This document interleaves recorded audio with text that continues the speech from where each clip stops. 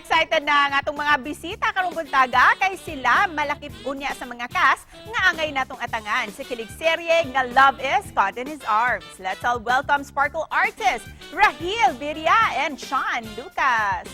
Mayong buntag, maupay nga aga Rahil and Sean at welcome dito sa GMA Regional TV Live. Pakibati naman sa lahat ng mga kapuso natin.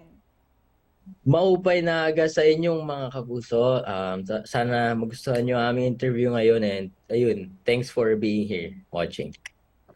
Maayong buntag pod, Miss Cecil. Maayong buntag pod sa tanan ng mga kapuso na nananaw silang mga balay. Nice to meet you, Rahil and Sean. And with that, let's start with our Q&A with this trivia. Complete this sentence tayo, ha? Ayan, let's start with Rahil and then si Sean. Ito, first one. Hindi kompleto ang umaga ko kung walang blank. May blank ako. Pagkain. Pagkain. Ako namang kape. Totoo, tama. And second one, ang pinakauna kong ginagawa sa umaga ay blank. Maligo.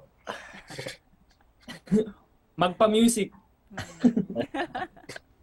Ito, third one, ang lagi kong hinahanap sa umaga ay blank. Siyempre yung cellphone kasi kailangan mo eh. Ako naman is kung may katabi ako, joke. Pagkain.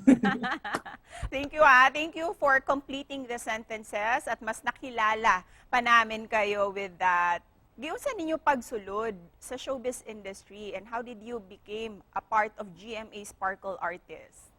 There was this one time lang na yung tita ko po parang nag-singing workshop siya. Tapos sumama lang ako. Tapos doon po, tinanong ako nung coach kung gusto ko ba daw mag-artista. And then, sabi ko, why not? Ganun. Tapos pinakilala niyo po ako sa manager ko ngayon, si Sir Dudu. So yun, kinuha niya po ako. Then after that, pina-audition na po ako sa GMA. Nakita po yata ako sa Instagram. So sabi ko, sige, why not? I'll give it a try. And we're so excited din para sa project nyo dito sa GMA, ang Love is Caught in His Arms. Ano ba yung magiging role nyo sa series na ito?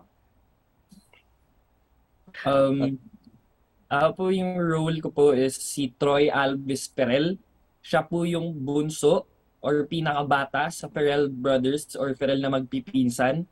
Siya po yung pinakamakulit, pinakamaingay, pinakamahilig man-trip. Siya po yung siya yung good vibes sa cast. Ganun.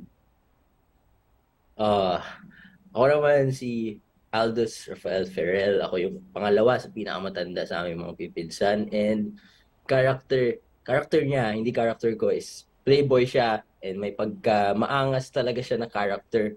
Tell us, bakit maraming mga kapuso ang mamahalin ang mga character ninyo dito sa series na ito? For me, yung character ko, kung ba't naman nila mamahalin, siguro kung mahilig sila sa playboy, mamahalin nila. Pero pag hindi, siguro magustuhan nila yung character niya na very maangas and very, confident. Sa akin naman po si Troy, po siya nga po yung pinakamakulit. Tayo naman po mga Pinoy, kahit naman po may mga problema, gusto natin masaya lang palagi, puro light lang. Si Troy po yung ganung tao, yung tipong kahit may problema na kaya niya pa rin maging masaya. Please invite all our kapusong Bisaya na abangan kayo sa Love is Caught in His Arms dito sa GMA Network. Yun nga po, unta, mananaw mo no, Love is Caught in His Arms. Hapit na magawas sa GMA, yung tamo, mananaw mo pag magawas na siya, sure ko nakiligon dyan mo kada mo tanaw mo. Ayun, maupay na again, makimuntag sa inyo mga kapuso. Not sure kung tama to, pero yes, hapit na siya mapalabas sa TV. So I really hope na panoorin niyo siya and yun, kikiligin talaga kayo and sana wala kayong ma-miss na episode. Thank you. And finally guys, please promote your social media accounts kung saan kayo pwedeng ma-follow ng mga fans nyo and your message din sa lahat ng mga kapuso dito sa Central and Eastern Visayas. Yung Instagram ko, rahil.birria. Tapos sa Facebook is Rahil Birria. And ang message ko naman sa inyo mga taga Visayas is Thank you for watching. Tapos, thank you for supporting us. And lagi kayong manood ng GMA Regional TV. So, wala kayong ma-miss na importante. Thank you. Oh, ako naman po on my social media on Instagram at @SeanLucas__, on TikTok at @Sean_Lucas, and on Facebook, Sean Lucas po. Daghang salamat usab Sean and Rahil. Thank you so much. Amping mo. Thank you so much po.